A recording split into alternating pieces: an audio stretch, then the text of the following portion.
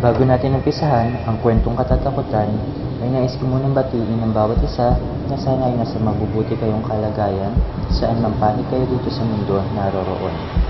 Nais ko na ipabatid na ang kwentong matutunghayan ay hangong mula sa totoong buhay at karanasan. Now with no further ado, let's start and be scared.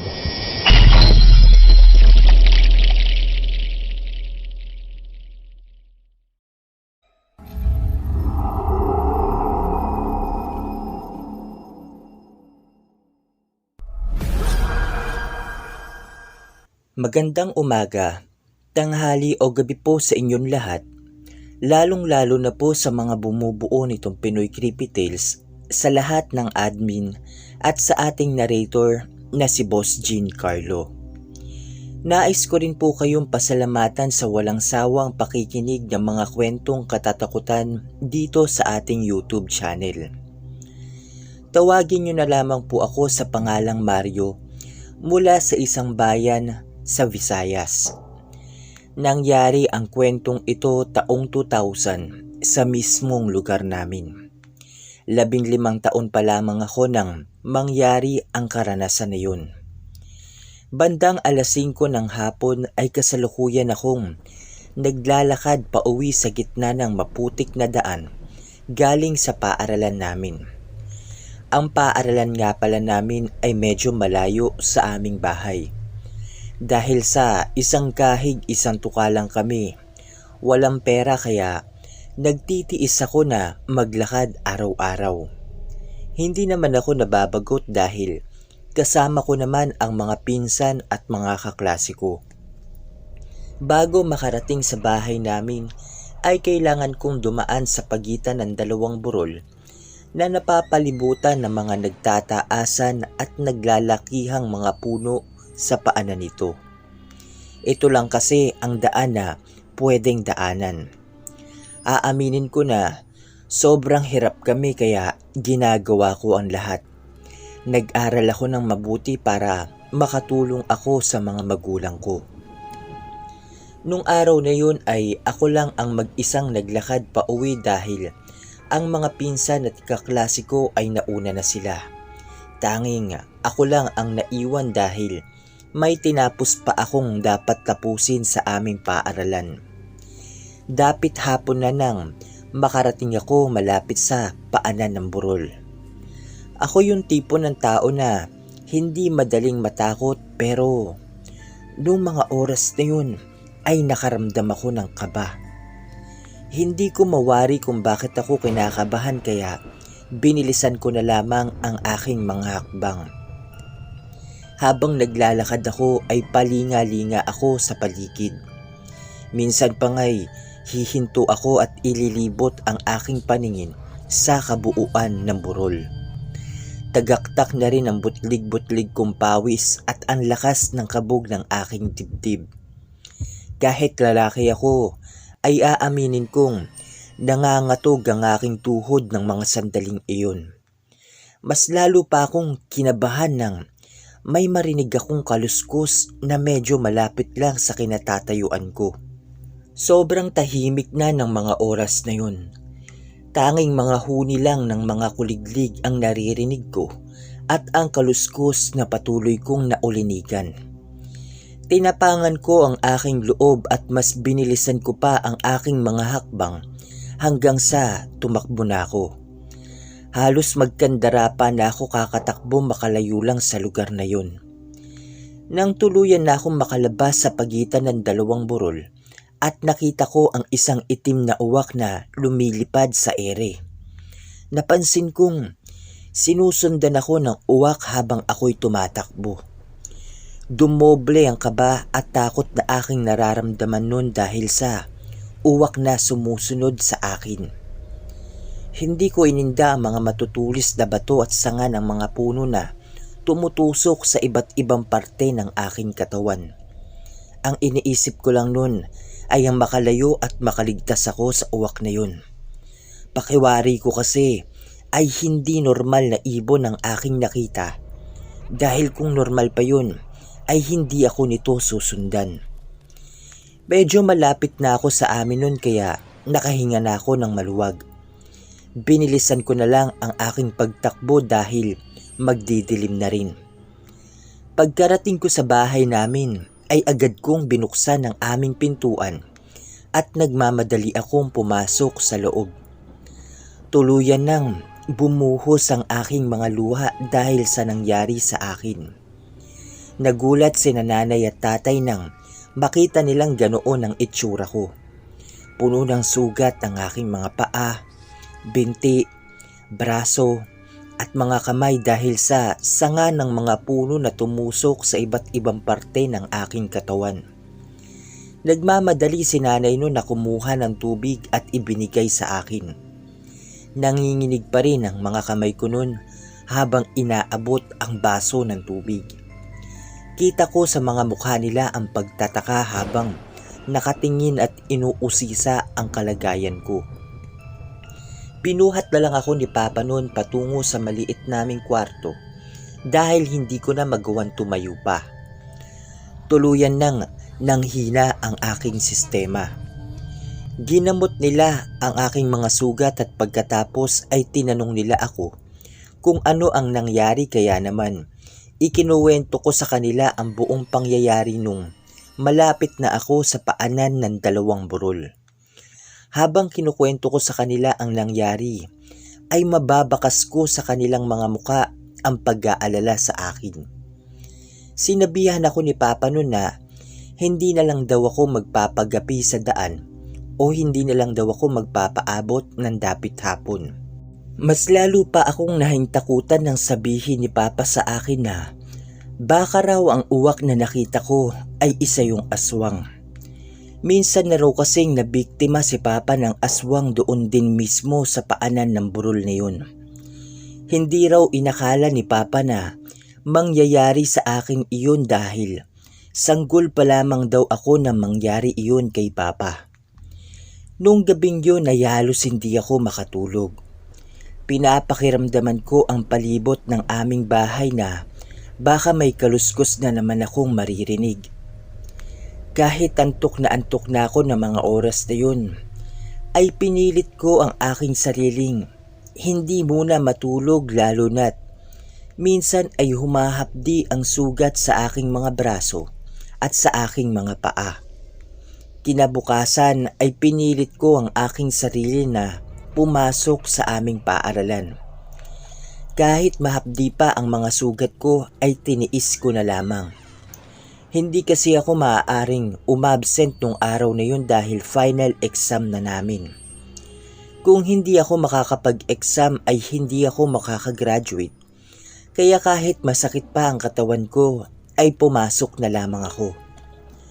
Pagkarating ko sa paaralan ay nagtataka ang mga kaklase at ang mga guro ko dahil sa nangyari sa akin. Ayaw ko naman na sabihin sa kanila ang totoo dahil baka hindi sila maniwala at pagtawanan lang nila ako.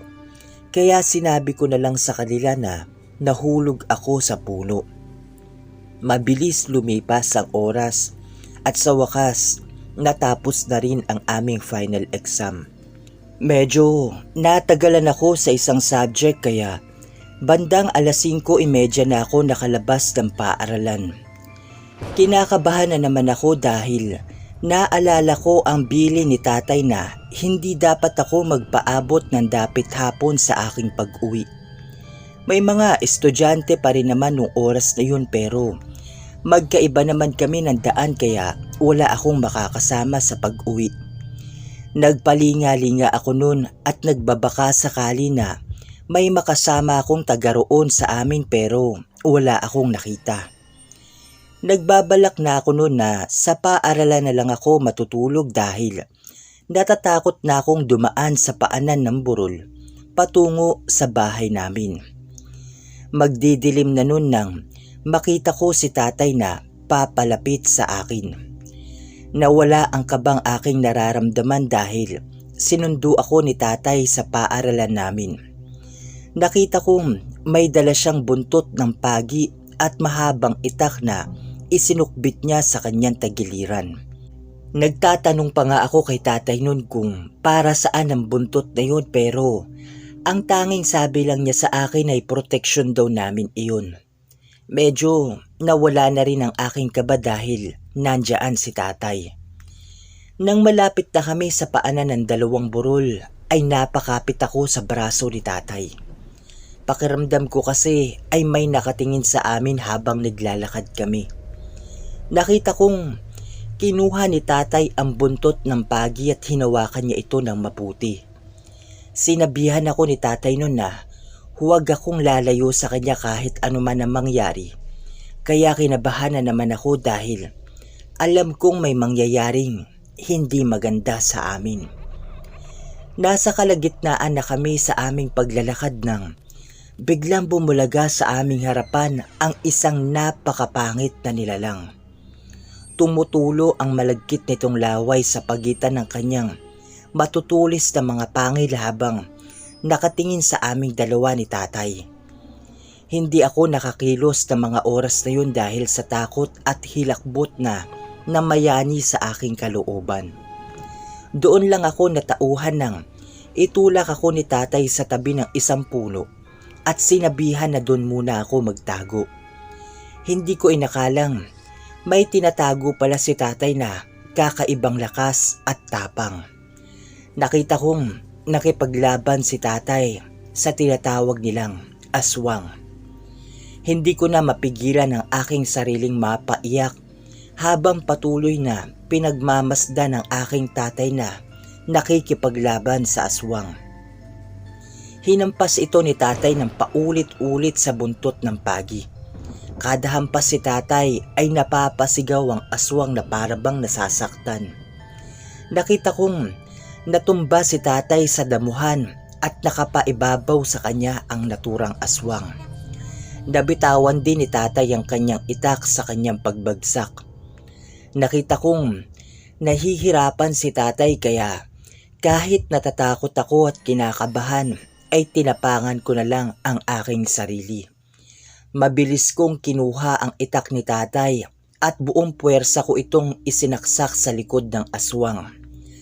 Nakakapanindig balahibo ang sigaw ng aswang sa tuwing ibabaon ko sa kanyang likuran ang hawak kong itak. Nabitawan ng aswang si tatay. Mabilis na tumayo si tatay noon at hinampas niya ng paulit-ulit ang aswang. Nakita kong nanghihina ito sa tuwing lumalapat sa kanyang katawan ang buntot ng pagi. Ibinigay ko kay tatay ang hawak kong itak at buong puwersa niya itong itinarak sa dibdib ng aswang. Pasalampak akong napaupo sa damuhan habang nanginginig ang aking buong katawan. Patuloy pa rin sa pagdaloy ang aking mga luha. May bahid na rin ng dugo ang aming damit ni tatay na galing sa aswang. Maya-maya pa ay nakita kong unti-unting nagbago ang anyo ng aswang at tumambad sa aming harapan ang isang matandang babae. Hindi ko siya kilala pero siya ang matandang palagi kong nakikita sa labas ng paaralan namin. Nakita ko si tatay noon na tinatabunan ng mga dahon ang katawan ng matandang babae. Kinakausap niya ako noon pero hindi ako umiimik. Nakatulala lang ako habang nakatingin sa katawan ng aswang hanggang sa unti-unting nagdidilim ang aking paningin at tuluyan nang nawalan ng malay. Dahil sa pangyayaring iyon ay hatid sundo na ako ni tatay sa aming paaralan. At iyong matandang babae na tinabunan ni tatay ng mga dahon ay sinunog nila iyon kasama ang mga opisyal sa aming bayan. Hindi lang pala kami ang biktima ng naturang matandang iyon, kundi marami na palang nabiktima yun at kadalasan ay mga buntis pa. Maraming salamat po sa inyong pakikinig. Ang aral po natin dito ay kahit anuman ang mangyari sa ating buhay, ay dapat po tayong lumaban at huwag din po tayong basta-basta magtitiwala sa mga taong nakakasalamuha natin dahil hindi natin alam ang kanilang pagkakakilanlan. Iyon lamang po at uulitin ko, maraming salamat. Muli, ako po si Mario mula sa isang bayan sa Visayas. God bless po at mag-iingat po tayo palagi.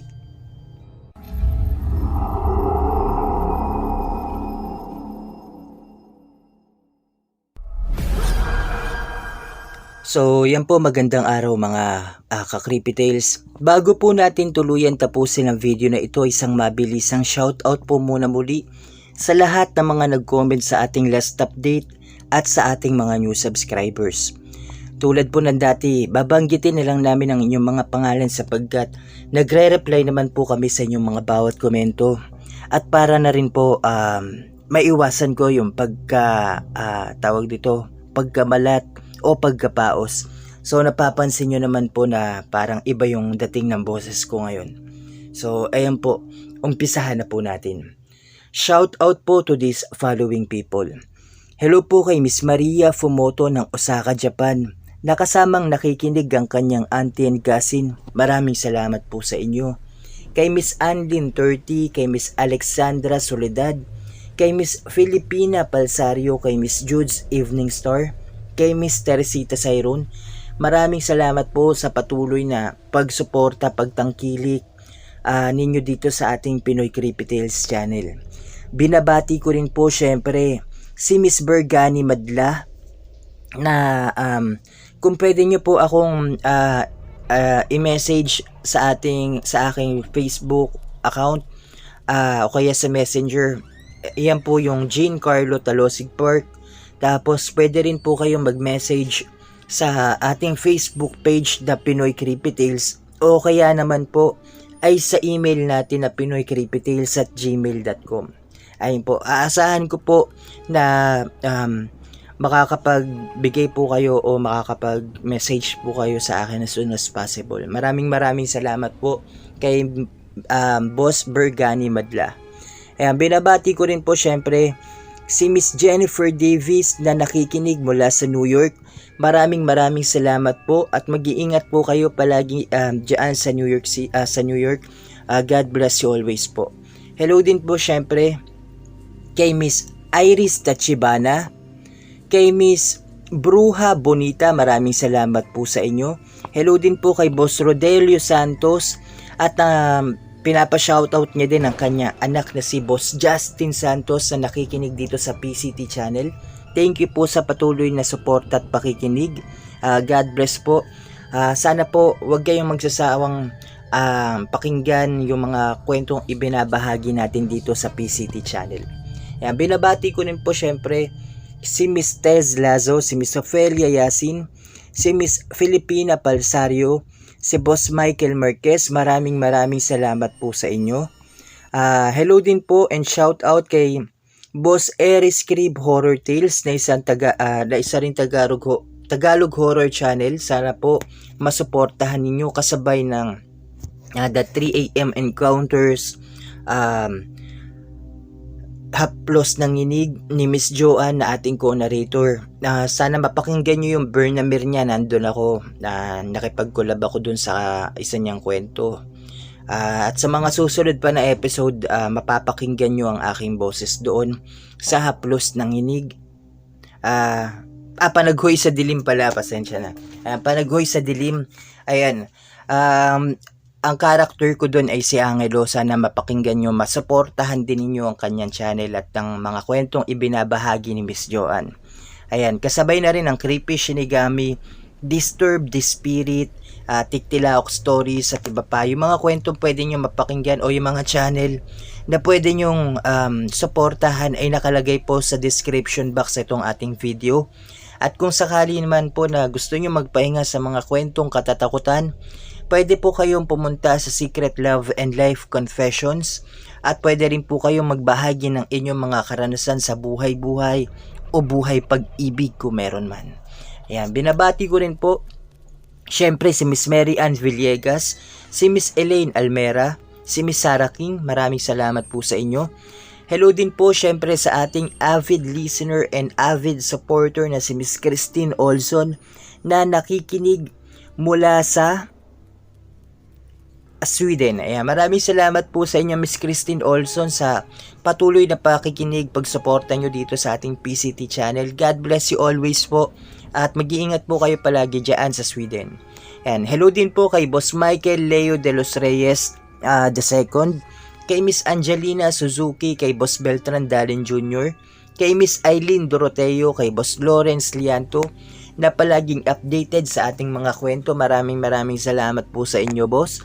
Hello din po syempre kay Miss Joncil Alviola, kay Miss Vanessa Apilat Galia, kay Miss Linda Lin, kay Miss Mary Asilar, kay Miss Morse, kay Miss Annie Abdullah na nakikinig mula sa Singapore. Thank you po sa inyo. God bless po and mag-iingat po kayo palagi dyan sa SG. Binabati ko rin po syempre si Miss Marichelle de Guzman, si Miss Jasmine Labalan, si Miss Marites Guevara, si Miss Wenzix Kumagic. Ayan. Sana tama yung pagkaka-pronounce ko dun sa pangalan po ninyo. And thank you po sa suporta pakikinig nyo dito sa PCT channel. Ayan, binabati ko rin po syempre si Miss Marites Guevara. Meron na. Si Boss Moondray Beginners 23, si Boss Jeffrey Bersabal, si Boss Vincent Reyes. Maraming salamat po sa inyo. Hello din po syempre kay Boss Shaman King Naruto, na isa nating masugid na taga-suporta, taga-subaybay dito sa PCT channel. Maraming salamat po.